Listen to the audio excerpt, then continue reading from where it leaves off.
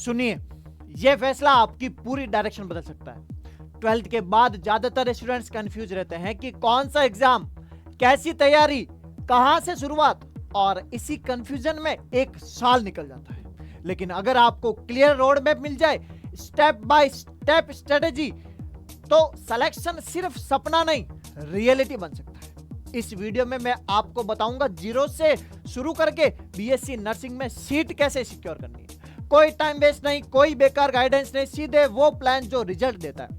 तो पूरा देखिए, क्योंकि एक भी पॉइंट मिस किया तो पीछे रह जाओगे। तो मोस्ट वेलकम है आपका एक बार फिर से जय एकेडमी के इस पावरफुल सेशन, जय एकेडमी के इस पावरफुल प्लेटफॉर्म पर, जहां पर आपका सक्सेस हमारी जिम्मेदारी। तो बात करते हैं इसके अंदर कौन कौन सी 12th के बाद क्या क्या करना चाहिए, तैयारी कैसे करें, बीएससी नर्सिंग का एग्जाम तो देना है, कैसे करें। तो इस वीडियो के अंदर अपन बात करने वाले। तो सबसे पहले बात करते हैं कि आरयूएचएस सीयूईटी है क्या। तो जो ये आरयूएचएस सीयूईटी है वो क्या है, एक गवर्नमेंट बॉडी है जो क्या करवाती है, मेडिकल और नर्सिंग एजुकेशन दिलाती है। किसमें? राजस्थान में। इसके अंदर आपको अगर बताएं तो 194 से ज्यादा नर्सिंग कॉलेजेस है, 194 से ज्यादा, जिसके अंदर गवर्नमेंट भी है और प्राइवेट कॉलेजेस भी है। इसके अंदर बात करते हैं नेक्स्ट क्या, 4 साल का आपका एक प्रोफेशनल डिग्री कोर्स है। कितने साल का? 4 साल का डिग्री कोर्स है, जिसके अंदर कौन करवाती? Indian national of council. Next अपन बात करें कि एग्जाम का रीनेम वो है आपका आरयूएचएस सीयूईटी। जो किसके साथ ज्वाइंट है? वो ज्वाइंट है आपका एमएमयू यानी मारवाड़ मेडिकल यूनिवर्सिटी के साथ। नेक्स्ट काम की बात करें तो वो है आपका रिक्वायर्ड डॉक्यूमेंट्स कौन कौन से ऐसे डॉक्यूमेंट्स है जो आपको इस फॉर्म के लिए एप्लीकेबल करने। तो वो आपके डॉक्यूमेंट है, आपका पहला है आपका एडमिट कार्ड और रैंक कार्ड, वो आपका पता चल जाएगा 12th का कितना है। फिर आपकी 10th की और 12th की क्या मार्कशीट चाहिए। 12th की मार्कशीट नहीं है, अपीयरिंग लगा सकते हो, 10th की मार्कशीट चाहिए ही चाहिए। डोमाइसिल सर्टिफिकेट, मूल निवास आपका होना ही चाहिए। उसके साथ जाति प्रमाण पत्र, कास्ट सर्टिफिकेट 1 साल से ज्यादा पुराना नहीं होना चाहिए, बहुत ज्यादा जरूरी है। और फिर मेडिकल फिटनेस सर्टिफिकेट, एमओ, कोई भी आपके जो नजदीक का कोई भी एमओ है डॉक्टर, वो आपका मेडिकल सर्टिफिकेट दे देगा। और एक पासपोर्ट साइज फोटो आपको चाहिए ही चाहिए, किसके लिए? डॉक्यूमेंट्स के लिए। नेक्स्ट अपन बात करें वो है कि एग्जाम पैटर्न किस हिसाब से रहेगा।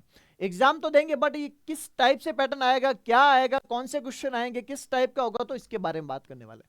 तो इस जो पेपर होगा उसमें आपके 100 एमसीक्यूज आएंगे, 100 प्रश्न आएंगे। उसमें से आपको समय मिलेगा उन क्वेश्चन को करने में 120 मिनट यानी 2 घंटे का समय मिलेगा, 2 घंटे का समय मिला। उसके अंदर सब्जेक्ट कौन कौन से आएंगे? फिजिक्स, केमिस्ट्री और बायोलॉजी। फिजिक्स, केमिस्ट्री और बायोलॉजी। फिजिक्स के आपके सवाल आएंगे 33, केमिस्ट्री के सवाल आएंगे 33 और बायोलॉजी के सवाल कितने आएंगे? 34। क्लियर?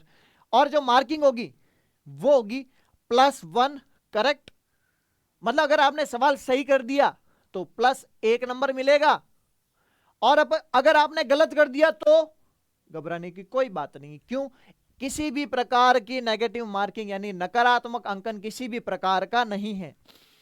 और जो पेपर होगा वो कैसे होगा? ऑनलाइन होगा, ऑफलाइन होगा, किस टाइप से होगा? वो जो पेपर होगा वो आपका होगा ऑफलाइन, मतलब आपको ओएमआर दी जाएगी पेपर में और वो ओएमआर बेस पर आपका एग्जाम कंडक्ट होगा।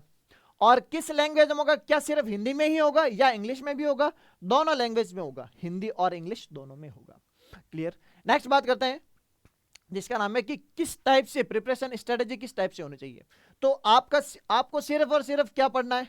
क्लास 12th वैसे बहुत इजी है, ज्यादा नीट वाले कोई पेपर वाले क्वेश्चन वगैरह कुछ नहीं आते। अगर आपने 12th ढंग से पढ़ी है, आपकी थ्योरी क्लियर है, नॉर्मल से न्यूमेरिकल कर पाते हो, वेल एंड गुड है। और एनसीईआरटी पे ज्यादा फोकस करना है, बायो के और केमिस्ट्री की। फिजिक्स की एनसीईआरटी नहीं पढ़नी है, फिर बता रहा हूं आपको फोकस करना है बायो और केमिस्ट्री की एनसीईआरटी पे। फिजिक्स के लिए क्या करना है आपको?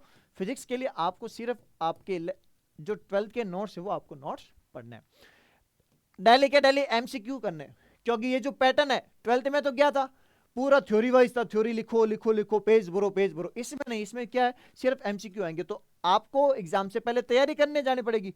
वो आपकी तैयारी कैसे होगी? जैसे आप डेली एमसीक्यू प्रैक्टिस करोगे।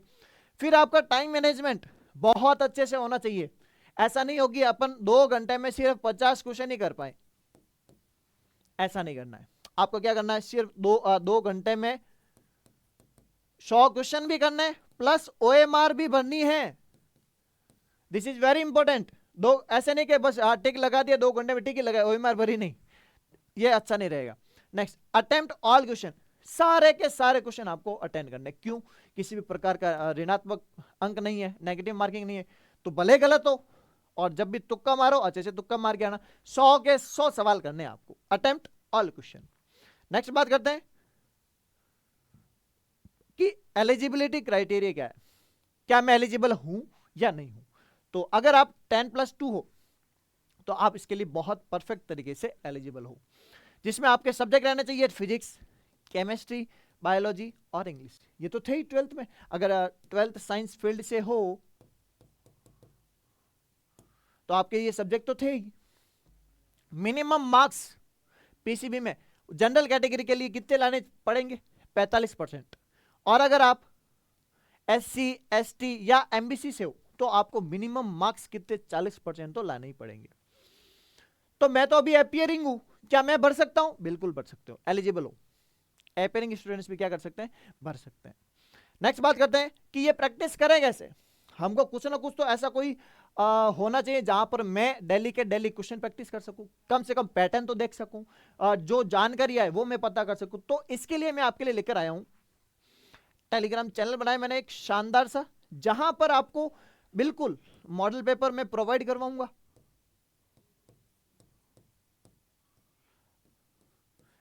फॉर्मूला शीट दूंगा मैं। अरे रुको रुको, 1 रुपया नहीं लूंगा, फ्री ऑफ कॉस्ट, लिख देता हूं पहले, फ्री है, मुफ्त। एक टेलीग्राम चैनल है जिसपे आपको क्या मिलेगा, मॉडल पेपर मिलेंगे, ताकि आपकी प्रैक्टिस जो हो वो क्या हो जाए, मजबूत हो जाए। और कंप्लीट नोट्स, वो सारा कंटेंट मैं किस पे प्रोवाइड करवाऊंगा, टेलीग्राम चैनल पर। इसका लिंक मैं डिस्क्रिप्शन में दे दूंगा, जल्दी से जाइए ज्वाइन कीजिए। नेक्स्ट बात करते हैं अपन, जिसका नाम है एज एंड नेशनलिटी क्या होनी चाहिए। हमारी उम्र क्या होनी चाहिए, क्या मैं 18 साल का हूं तो हो जाएगा क्या मैं 20 साल का हूं तो हो जाएगा क्या। तो एज लिमिट क्या होनी चाहिए, आपकी कम से कम एज 17 साल तो होनी ही चाहिए। 17 साल मतलब कब तक, 31 दिसंबर 2026 तक। और मैक्सिमम एज की बात करो तो कोई भी अपर एज की लिमिट नहीं है, फिर भी मान लो 35 साल मान लीजिए, क्लियर। और आप सिर्फ और सिर्फ क्या होने चाहिए, भारतीय होने चाहिए, इंडियन होने चाहिए ओनली, क्लियर। नेक्स्ट बात करते हैं जिसका नाम है, आपका ये कोटा क्या होगा, क्या रिजर्वेशन होगा राजस्थान वालों के लिए, क्या राजस्थान के बाहर वाले भी इसको फॉर्म को अप्लाई कर सकते हैं, तो क्या सीट मिलेगी कि नहीं मिलेगी, इसके बारे में बात करते हैं। तो 85% जो सीट होती है वो राजस्थान वालों के लिए क्या होती है, फिक्स होती है।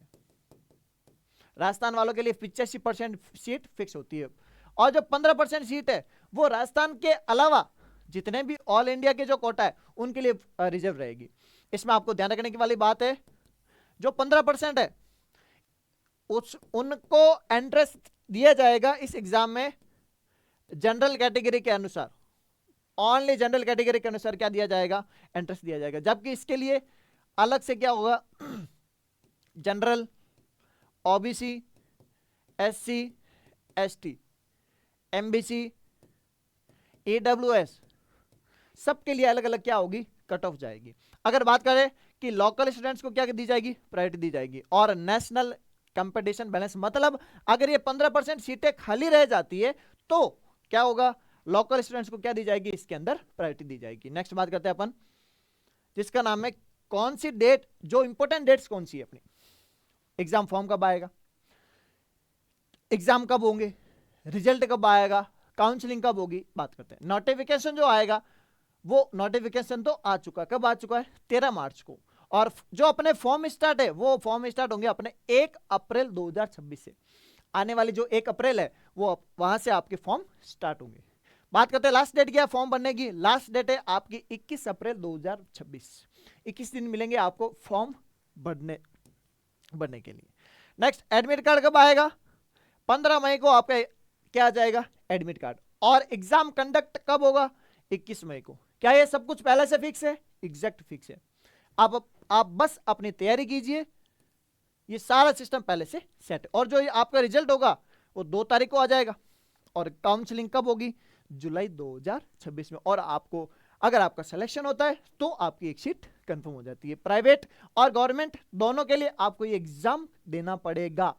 आप ऐसा नहीं हो सकता कि मैं एग्जाम नहीं दूं और डायरेक्ट क्या करूं, सीधा प्राइवेट कॉलेज में एंट्री ले लूं। पॉसिबल ही नहीं है। आपको प्राइवेट कॉलेजेस के लिए भी क्या करना पड़ेगा, इस RUHS को क्या देना पड़ेगा, एग्जाम को देना पड़ेगा। नेक्स्ट बात करते हैं अपन सीट की। टोटल सीटें कितनी है?